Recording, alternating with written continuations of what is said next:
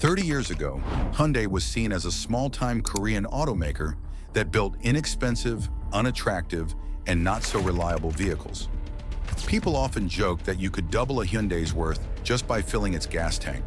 But today, the brand is known for producing some of the best quality cars worldwide, outperforming big names like Ford, Honda, and General Motors, rising to become the third largest car manufacturer on the planet. But what makes this even more compelling is the man who made it happen. A boy from a poor farming background, he ran away from home in his teens and faced a path filled with failure, hardship, and shame. Despite all this, he built South Korea's biggest company, revolutionizing not just automobiles, but also construction and shipping, becoming the richest man in the country. This is the underdog story of Hyundai and its founder, Chung Ju-young. Chung Ju-young was born in 1915 in a modest village located in Tongcheon, an area now part of present-day North Korea. At that time, Korea was under the harsh control of the Japanese Empire, and life was especially tough for poor families like Chung's. His parents struggled to make ends meet, and the difficult economy offered little chance for upward mobility. While his parents worked long hours in the rice fields to feed their large family, Chung dreamed of a different future. He had always wanted to be a teacher, someone who could help others learn and rise above poverty. But as the eldest of 7 children, his role in the family meant that dream had to wait.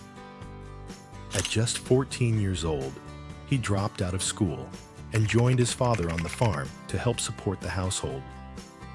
From early morning until late at night, he worked tirelessly, planting rice by hand, tending animals, and carrying bundles of firewood across villages to sell. But no matter how much they toiled, their situation remained grim. If one season's crops failed, the family would be left with little to no food, sometimes for months. Will I always be a farmer? Chung would ask himself. Will I never be able to stand tall, always bent over the fields? Must I live and die in the same misery as my father? These thoughts lingered in his heart day and night, pushing him closer to action. At the age of 16, Chung had finally had enough. With a friend, he snuck away from home and walked for miles through difficult terrain, eventually arriving in Kowon. There, they managed to find construction work. Though the pay was meager, Chung felt liberated. For the first time, he was earning his own money and living life on his own terms. But his new freedom was short-lived. Only 2 months later, his father tracked him down and brought him back. Still, Chung had tasted another way of life, and it sparked a fire inside him. Over the next 2 years, he attempted to run away 2 more times, both times heading to Seoul, both times being caught and dragged back home. "You're just a farm boy, with only 6 grades of schooling," his father warned him. "Seoul is full of graduates with no jobs. Who do you think you are?" But nothing could discourage him now. After a particularly bad harvest left the village hungry once again, Chung escaped for the 4th and final time, determined to never return. This time, his journey was different. He wasn't just running away. He was running towards something better, and it was only the beginning.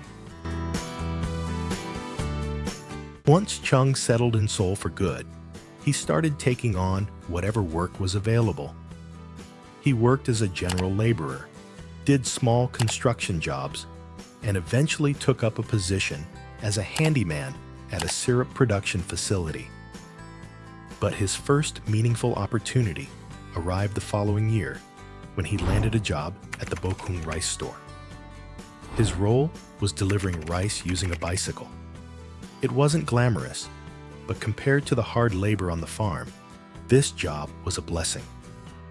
He got paid, had regular meals, and began to feel like his life was gaining some momentum. For the first time, Chung had something stable, and he didn't plan on letting it slip away. Though he started at the bottom, his discipline and energy made him stand out.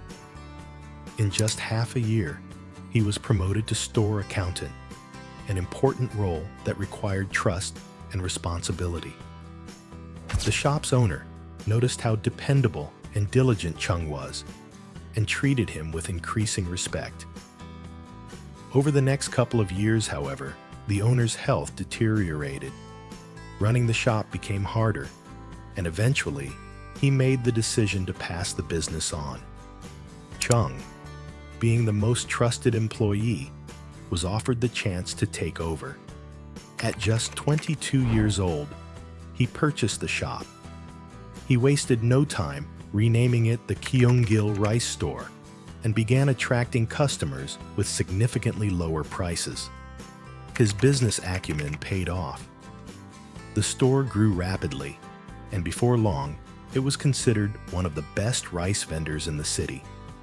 Chung's dream was finally taking shape.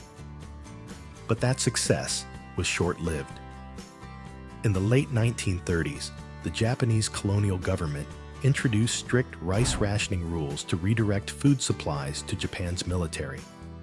Many Korean merchants, including Chung, were banned from selling rice altogether. With his core business effectively outlawed, Chung had no choice but to shut down the store and return home. Still, he wasn't ready to give up. In 1940, Chung returned to Seoul, this time determined to launch a new kind of business. He analyzed which industries were still untouched by regulations and found promise in auto repair. Cars were becoming more common, and very few garages existed.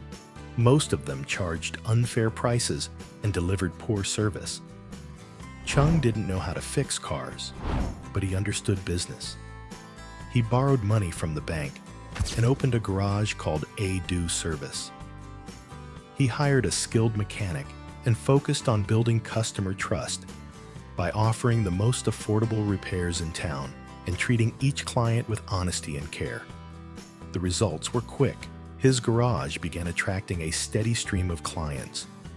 Word of mouth spread, and within a short time, he had to bring in additional workers to meet the growing demand. Things were finally looking up again. Then, tragedy struck. A fire erupted and destroyed the entire facility, including all the tools, machines, and even customer vehicles. Chung was left with enormous debts and no business to speak of. Even so, he wasn't about to throw in the towel. He secured another bank loan and opened a second garage, this time in a more commercial district. Business resumed quickly, and in just 2 years, A-Do Service grew into one of Seoul's top auto repair shops, employing over 70 workers. Chung was just beginning to plan the next stage of expansion when history interfered once again. Japan was in the thick of World War II, and in 1942, the colonial government seized his garage to merge it with a steel factory as part of the war effort. Once more, Chung lost everything he had built. Left with no business, he returned to his hometown. But this time, he had managed to save up 50,000 won. And while he didn't know it then, that small sum would become the foundation for a future empire.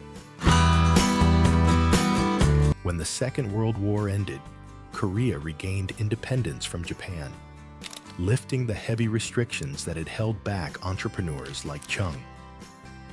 Without the interference of colonial rule, Chung reopened his auto repair business in 1946, giving it a new name, Hyundai Auto Service Center. In Korean, Hyundai meant modern, and it reflected his vision for the future. His initial services focused on repairing leftover Japanese Jeeps and American military trucks that had been brought into the country during the war. By the end of that same year, the shop had grown significantly. Chung's employee count jumped from 30 to 80 workers as the business gained traction. He was once again in control of a successful venture, and this time, he was free to lead it forward.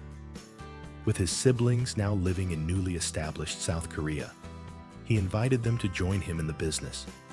Together, they worked to grow the Hyundai name. As Chung submitted proposals for automotive work, he noticed a surprising detail. While his contracts offered 300,000 to 400,000 won, construction companies were signing deals worth millions. The potential was undeniable. In 1947, with determination to pursue a new opportunity, Chung launched Hyundai Construction Company. At first, it was a struggle. They survived on modest jobs, like building quarters for U.S. troops, fixing damaged sites, and completing basic infrastructure work. But things were slowly picking up. Then came disaster. In 1950, North Korea launched an attack that sparked the Korean War. Chung was forced to flee with his brother to Busan, abandoning the business he had worked so hard to build. With almost no money to their name, the two brothers scraped by, doing what they could to survive. They delivered newspapers and helped local publishers, even delivering news to the front lines. They spread hope by telling people the United Nations forces were on their way. The fear of North Korea's regime hung heavy, and Chung tried to bring some reassurance. During this time, he came across a job posting from the U.S. Army. They were looking for experienced builders and project managers. Chung jumped at the chance. He started by building barracks for American soldiers and eventually took on larger projects, including remodeling military bases and constructing lodgings for visiting U.S. presidents. These jobs proved to be a turning point. Thanks to the trust he built with the U.S. military, Hyundai Construction was in prime position when the war ended. The South Korean economy was in ruins, and the country was one of the poorest in Asia. To help rebuild, the U.S. injected billions of dollars into South Korea's recovery. Chung's company, with its track record and partnerships, was first in line for the major contracts.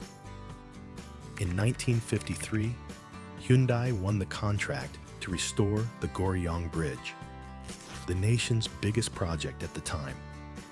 Chung saw it as the break he needed to cement Hyundai's reputation. However, the project turned into a nightmare. Lacking the tools, machinery, and experience for such a large-scale job, progress was slow. On top of that, inflation was eating into the fixed payment, and several tragic accidents occurred during construction. Chung quickly ran out of money. He had to take on more loans, and his brothers sold their homes to pay their workers. Despite the setbacks, they pushed on until the bridge was finally completed. But instead of triumph, they were left with debt and ridicule. Rivals mocked him, questioning how a man with only a 6th grade education thought he could handle such a massive project. Though he was deeply hurt by the fallout, Chung didn't give up. He promised to rebuild not only his family's life, but create the biggest company in the country. He called the project a painful but priceless lesson. Strangely, the failed bridge helped Hyundai in an unexpected way. The Ministry of Interior gave Chung's company a high credit rating, allowing him easier access to loans. He also realized how essential modern equipment was. Using his connections with the U.S. Army, Chung began buying machinery directly, something few private companies could do because of strict import laws. This gave Hyundai a huge edge. With these advantages, Hyundai started winning government contracts with the lowest bids. They quickly expanded their work across the country, building bridges, highways, and large-scale projects that transformed South Korea's infrastructure. But Chung wasn't content with success at home. He became the first Korean entrepreneur to take his company overseas.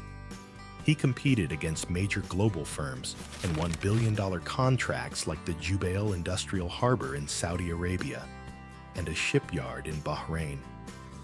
From a local builder to a global player, Hyundai rose in just 2 decades. In 1960, Chung's promise became real. Hyundai was now South Korea's largest construction company.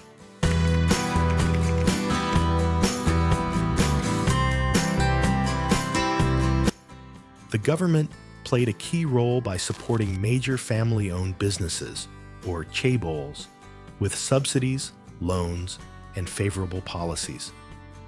Chung made the most of that support through hard work and innovation. He diversified into shipping, retail, electronics, and banking. But one goal stayed in his heart: the industry he once left behind: automobiles. During the 1960s, the Korean government launched a new initiative to grow its automobile sector. The policy required all foreign car manufacturers to operate through joint ventures with Korean businesses. The goal was simple: help local firms gain technical knowledge and build production capabilities. For Chung, this was the sign he had been waiting for. Years earlier, he had opened a repair shop, only to lose it during the war. Now, the doors to car manufacturing were opening again, and he wasn't going to let this opportunity slip. In 1967, Chung founded Hyundai Motor Company and secured a partnership with Ford to use their existing models. This deal allowed Hyundai to access designs and expertise, and in return, they would manufacture Ford vehicles locally for the Korean market. Construction began on a massive plant in the city of Ulsan. Within 6 months, the facility was operational, and the first car rolled off the assembly line. It was the Hyundai Cortina, essentially a Korean version of Ford's mass-market Cortina model sold in Britain.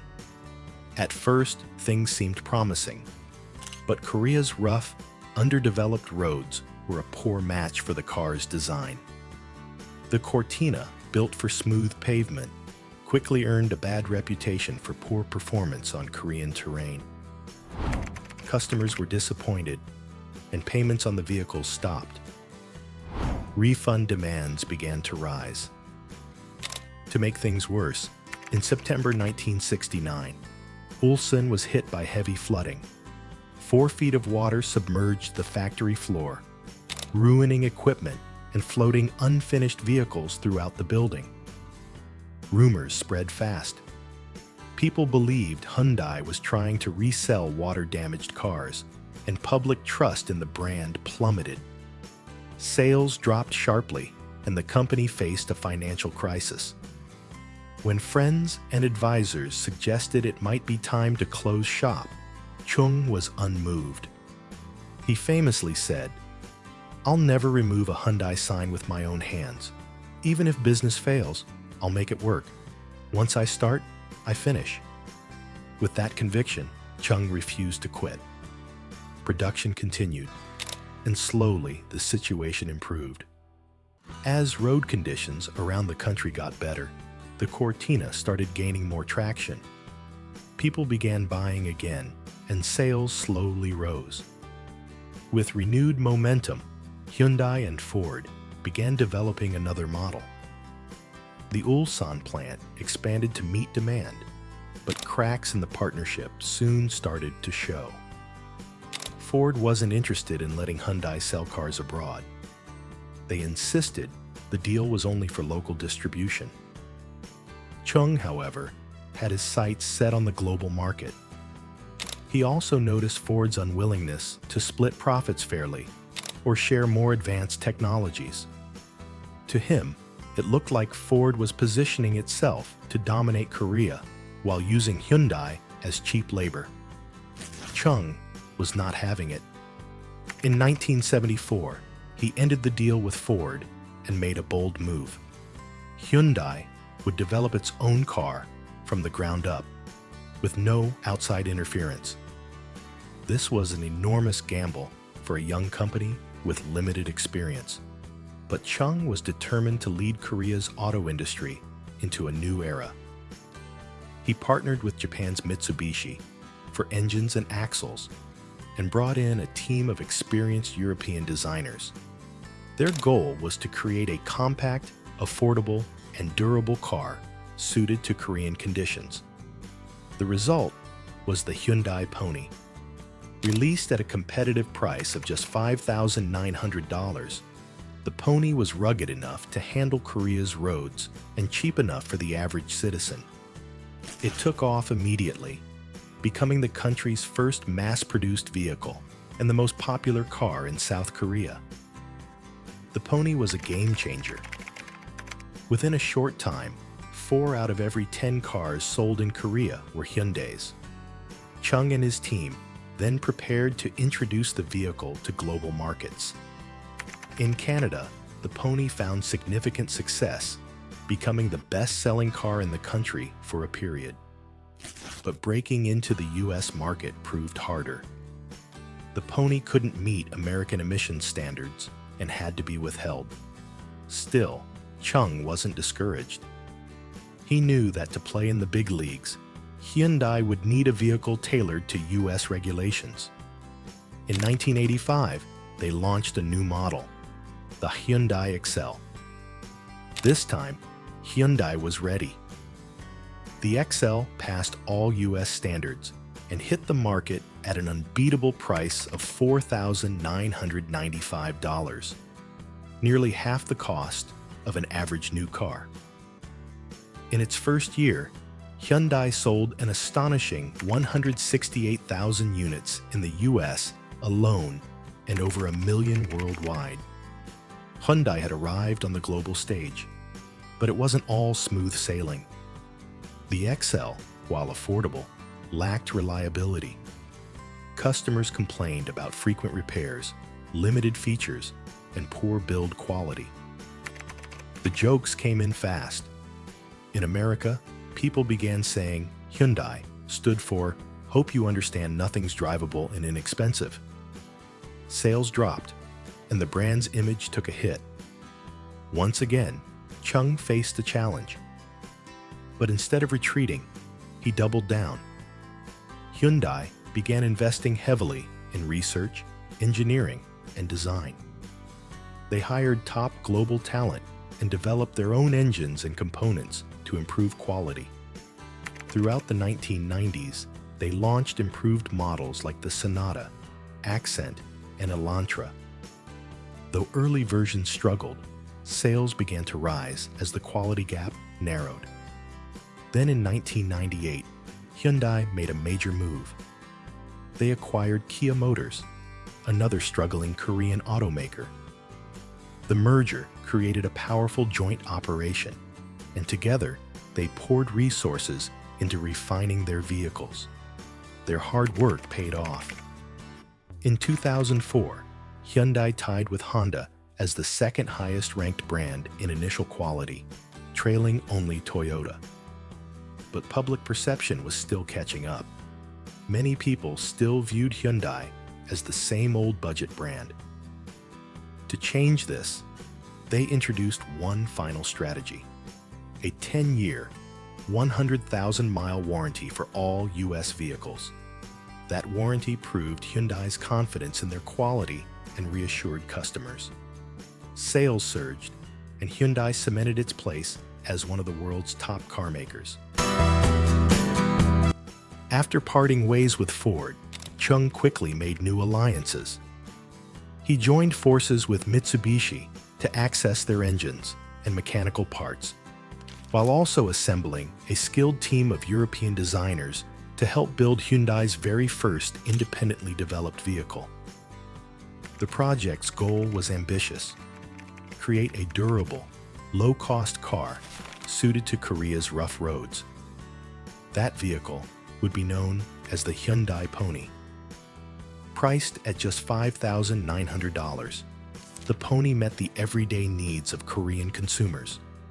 It was the nation's first mass-produced car and became an instant favorite. Before long, 4 out of every 10 vehicles on Korean roads wore the Hyundai badge. Flush with success, Chung and his team set their sights on the international market. The Pony debuted in Canada and made waves, at one point becoming the best-selling vehicle in the country. But cracking the American market would take more. The Pony didn't meet US emission standards, and so it couldn't be sold there. Instead of backing down, Chung worked on a new model built from the ground up to satisfy US regulations. That new model was the Hyundai XL. Released in 1985, the XL entered the American market with a splash. At $4,995, it was half the price of an average new car, and consumers responded immediately. In its debut year, Hyundai sold 168,000 units in the United States alone. Global sales soared past 1 million. It was a landmark success and a giant leap forward for Korea's automotive industry. But cracks soon appeared. The XL was affordable, yes, but its build quality didn't match consumer expectations. The cars needed frequent repairs, offered limited features, and were soon plagued by reliability concerns. Public opinion turned fast. In the US, jokes began to circulate, mocking Hyundai's name with acronyms like "Hope you understand nothing's drivable and inexpensive." Sales dipped, and Hyundai's reputation took a hit. Chung, however, wasn't about to give up. Instead, he pushed harder. Hyundai increased investment in its engineering and design divisions. The company hired top-tier international talent and began developing its own engines and transmission systems to gain more control over quality. Throughout the 1990s, Hyundai introduced improved models like the Sonata, Elantra, and Accent. The early versions faced their own struggles, but each generation improved, slowly rebuilding the brand's reputation. Then, in 1998, Hyundai made a decisive move. It acquired Kia Motors. The merger gave Hyundai more resources, greater market reach, and boosted its engineering power. This partnership marked a major turning point. Together, Hyundai and Kia focused on quality. They invested heavily in testing, design, and global manufacturing infrastructure. Their aim was simple: stop being seen as just cheap and start being seen as excellent. By 2004, their efforts paid off. Hyundai tied with Honda in J.D. Power's rankings for initial vehicle quality, trailing only Toyota. It was a massive accomplishment, especially for a company once laughed at. Still, the old image lingered. Consumers were slow to forget Hyundai's early missteps. To finally turn things around, the company introduced one more bold move: a 10-year, 100,000-mile warranty for all U.S. models. This unprecedented warranty sent a strong message. Hyundai now believed in its own products, and buyers could too. Sales surged. Hyundai was no longer a punchline. It became a respected brand, competing with the biggest names in the world. Chung, now older, spent his final years focused on giving back. He ran for public office, worked toward Korean reunification, and oversaw Hyundai's continued expansion. When he passed away in 2001, leadership of the company shifted to his sons, but his legacy was firmly cemented. Today, Hyundai Motor Group has overtaken General Motors to become the third largest car manufacturer globally. Their vehicles consistently rank among the top in quality and design, and they're leading the charge in electric innovation. All of this started with a boy from a mountain village who dared to dream beyond his station. This is the remarkable journey of Hyundai and the relentless will of Chung Ju-young. Thank you for watching. Don't forget to like, comment, and subscribe for more inspiring stories of success.